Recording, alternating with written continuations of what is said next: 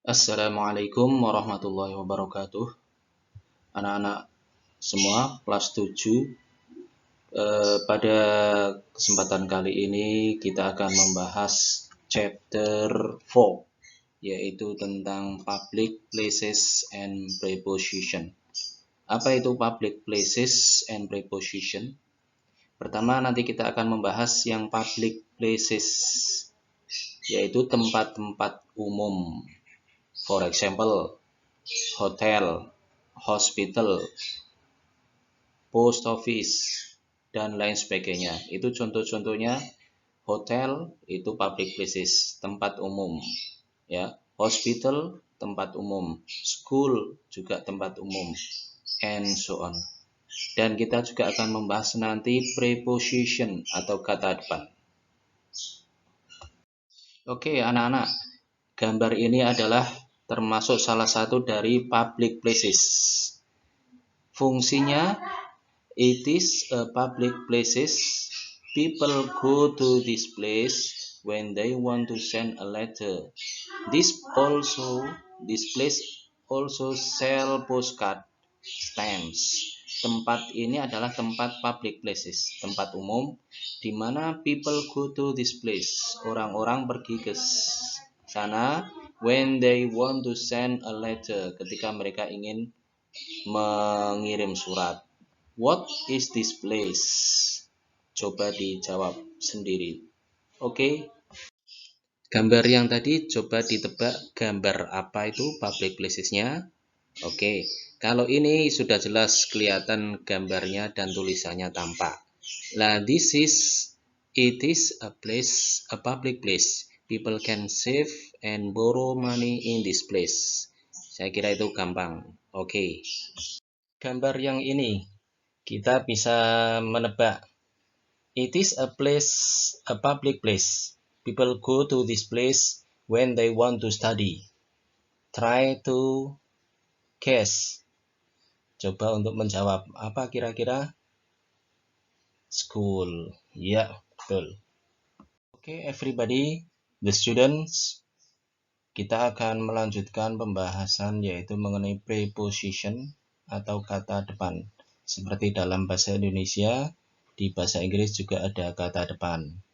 Yang pertama bisa diikuti in, number 1, number 2, on, number 3, under, number 4, beside, number 5, between, number 6, behind, number 7, in front of, number 8, across from, number 9, next to, number 10, on the right. Oke, kalian bisa melihat artinya sendiri. Pertanyaan yang digunakan untuk menanyakan tempat, question word to ask about place, prepositionnya adalah where, yaitu di mana. Contoh dialognya, seorang anak dan seorang ayah. Son, itu seorang anak, bertanya, where is the tax office? Ayah atau father menjawab, the tax office is in front of the bank.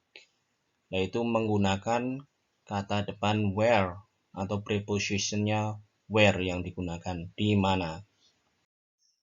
Oke, berikutnya kalian bisa melihat halaman 70 dan 71 di buku kalian yang sudah kalian pinjam dari perpustakaan from the library. Di situ membahas kata-kata dalam bahasa Inggris there is atau there are. Kalau kita bahasa Indonesia kan ada.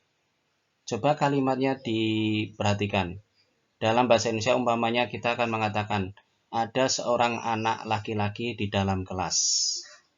Bahasa Indonesianya ada seorang anak laki-laki di dalam kelas. Bahasa Inggrisnya bagaimana? Kita gunakan there is. There is itu ada. Perhatikan. Untuk tunggal there is. Oke.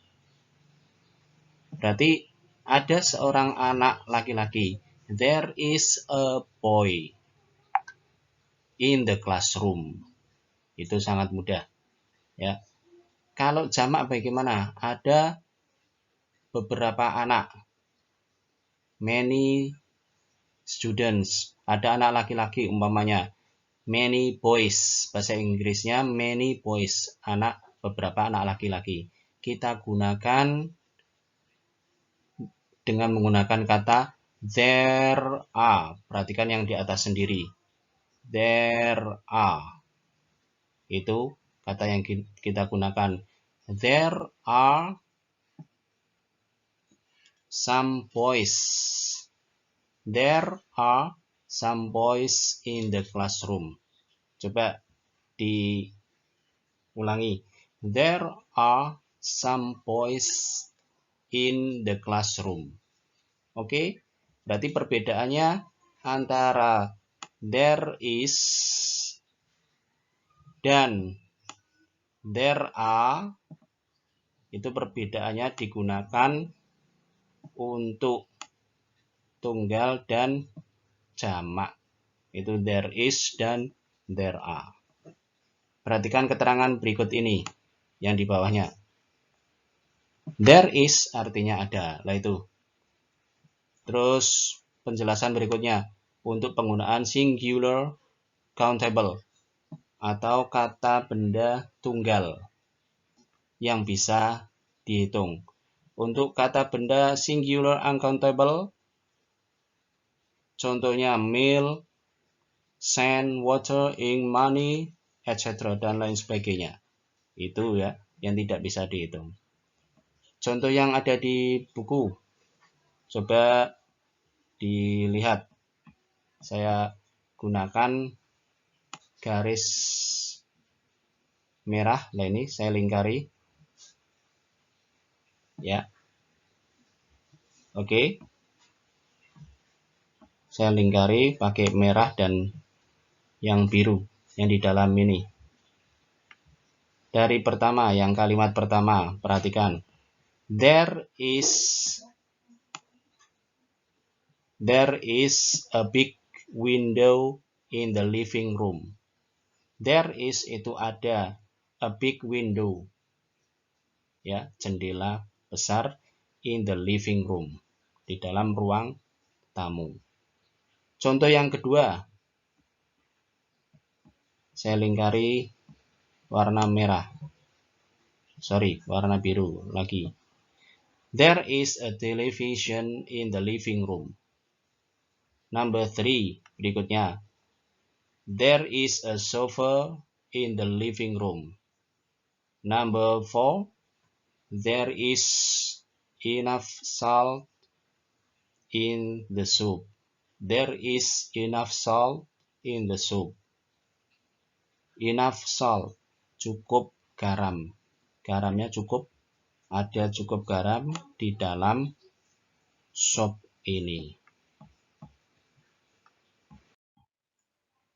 Yang terakhir, penggunaan kata there are. Coba perhatikan yang ada di dalam kotak. Ini sudah saya lingkari nomornya pakai hijau. Warna hijau. Nomor 1, penggunaan kata there are. There are some pictures in the living room. Kita menggunakannya there are, tidak there is. Oke? There are some pictures. Ada beberapa gambar atau foto in the living room yang ada di dalam ruang tamu. Contoh yang kedua. There are 2 bags in the living room. Ulangi. There are 2 bags in the living room. Contoh yang ketiga. There are many books in the bookshelves. In the bookshelf. Kita ulangi. There are many books in the bookshelf. Saya kira itu pemahaman untuk kata there is, there are. Keterangannya there is tadi sudah. Lah yang di samping ini juga penekanan penjelasannya. Bisa kalian baca sendiri, mudah-mudahan bisa paham. Alhamdulillah. Jika kurang paham, bisa menanyakan lewat Japri atau ditanyakan di Google Classroom, bisa. Oke, saya kira cukup. Everybody, thank you very much for your kind attention. Terima kasih banyak atas perhatiannya. And see you next. We can say together by closing, Subhanakallahumma wa bihamdika asyhadu an la ilaha illa anta astaghfiruka wa atubu ilaik. Wassalamualaikum warahmatullahi wabarakatuh.